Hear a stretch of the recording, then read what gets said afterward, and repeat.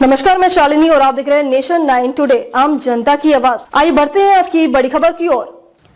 ट्रेनों की क्षमता से अधिक टिकट क्यों बेचे? स्टेशन पर मची भगदड़ को लेकर दिल्ली हाई कोर्ट रेलवे से पूछे सवाल। हाल ही में नई दिल्ली रेलवे स्टेशन पर हुई भगदड़ में 18 लोगों की मौत के बाद दिल्ली हाई कोर्ट ने बुधवार को भारतीय रेलवे से सवाल किया कि क्यों ट्रेन के डिब्बे की निर्धारित क्षमता से अधिक टिकट बेचे जा रहे हैं। अदालत ने भारतीय रेलवे से ये सुनिश्चित करने को कहा कि डिब्बों में जो यात्री संख्या निर्धारित की गई है उससे अधिक टिकट न बेचे जाएं। मुख्य न्यायाधीश टी के उपाध्याय और न्यायमूर्ति तुषार राव गेडेला की बेंच ने solicitor general SG. Tushar Mehta से कहा, यदि आपने डिब्बे में बैठने के लिए यात्री संख्या तय कर दी है तो फिर टिकट संख्या उससे ज्यादा क्यों बेची जाती है, यही समस्या है। अदालत दिल्ली रेलवे स्टेशन पर हुई हालिया भगदड़ को लेकर दायर जनहित याचिका PIL पर सुनवाई कर रही थी और इस मुद्दे पर भारतीय रेलवे से ये सुनिश्चित करने को कहा कि वे इन मुद्दों पर क्या कदम उठा रहे हैं।